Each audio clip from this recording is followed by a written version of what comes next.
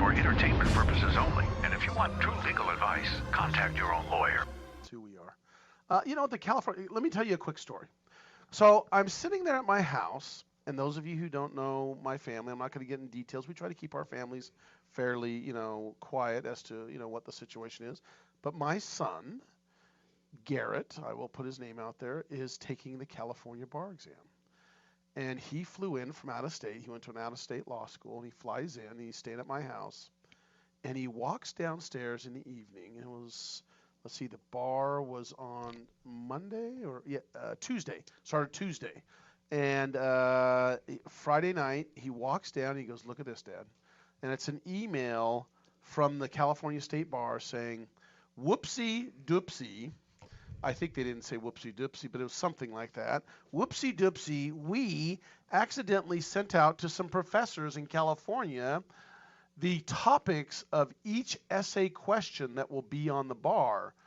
And that was accidental because apparently after the bar, that's what they normally do and allow the professors to kind of review and watch somehow and look at what the questions are and whether or not they were fair. I don't know, something to that degree to help the state bar out. And they went out early. Apparently a staffer accidentally sent them out early. So apparently on Thursday is when the professors received these emails and said, "Oh, by the way, here's what's going to be on the bar." And they claim that nobody has, none of those professors told anyone. And where's the crickets when I need them, Cal? And the issue's going to be, what ramifications. So what they decided to do is they decided to just throw those questions out. There wasn't an actual question, but the topic of each question to all 9,000 individuals taking the bar exam. And my son was like, wow. And the issue is really, okay, is it going to hurt people? Is it going to help people? There's no doubt, I believe there's going to be lawsuits coming up. If you don't pass, what are you going to say?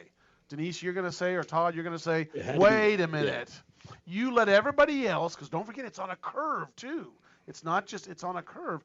You let everybody else, I studied super hard, and it helped those people that didn't study the last few days to be able to study the topics for the bar exam.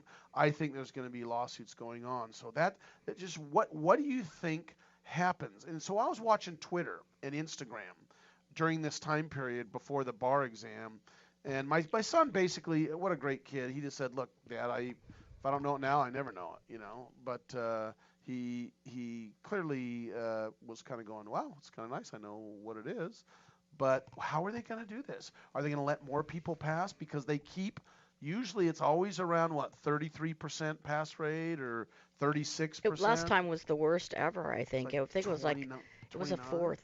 Yeah, a fourth. Yeah. So something like that. It's low.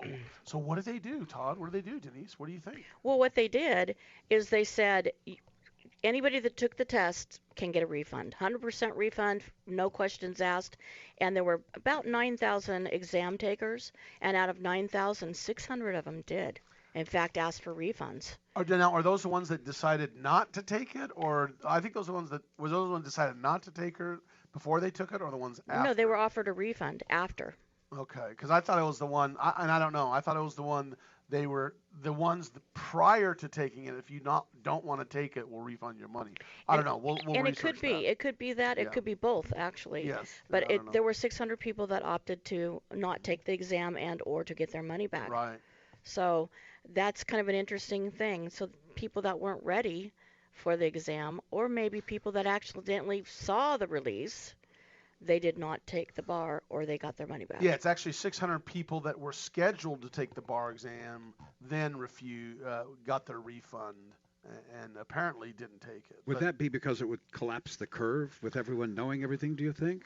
I don't know what's going to happen. That's what's going to be interesting. That's why I'm saying is they usually keep it, they curve it, and sometimes I don't know if it's up or down, but look, Todd Cunan's taking it, and Todd Cunan and I'm taking it. I'm Fred Penney. I studied, for this thing 3 months straight. Todd Cunan just said, I studied the last month or 2 weeks, and I was behind, but now, hey, I crammed for 4 days. Now I passed. Yeah, I think the thing to keep in mind here is how do things work with the bar? Okay, so first, On the first day of the test, which is a Tuesday, it's written. And in the morning, you have a essay section that can be on one of 13 possible topics. The essays can be on one of 13 potential topics. And what happened here was that this email said, you don't need to be prepared for 13 topics. It's going to be, 4 or 5? Yes. We narrowed it down. So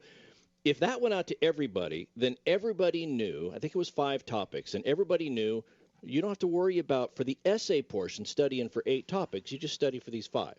The email did not give what the test question was. It didn't say what the scenario was. None of that. It was just what the topics were. Now, why does an email like this go out? The bar is administered twice a year, once in February, once in July. And one of the difficulties, one of the things that the bar has to do is to make sure that all of the people grading the exams grade them uniformly. So that if Fred and Denise are both graders of the bar and Denise grades my exam, I'm not going to get a better or worse score because she graded it versus Fred. So they go through this whole normalization process with all of their bar graders, and the bar graders are just practicing attorneys that, when they get home after a long day, they look at these exams. I've heard. Or at the stop sign while they're watching. Professors. The professors were sent that memo because aren't they part of the proctors that scale the exam? The professor, it was 16 deans of law school that participated, and deans participate in this too, but a lot of them are just rank and file attorneys. When I took the bar, we were told that on average, your exam is going to be viewed for about 45 to 55 seconds and a grade assigned, because they get home from work and they got 100 tests that they got to do that night, and they go through, boom, and they just plow through it, and they just look for basics. That's why they're told bullet point your answers so that those things stand out. But they have to go through this normalization process, which is arguably why these topics went out, because it was part of the pre-bar normalization. Okay, folks, get ready. These are the things that we're going to be talking about. It just went out a little too soon.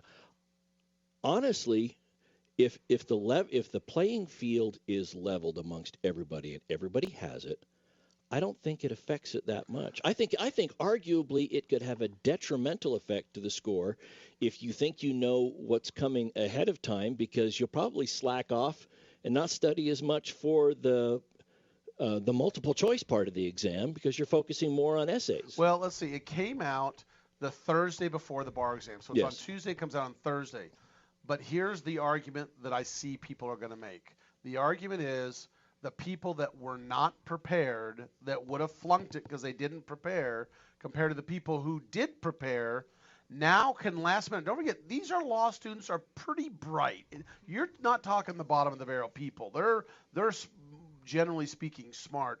Can they cram Thursday, Friday, Saturday, Sunday, Monday, 5 days for those topics?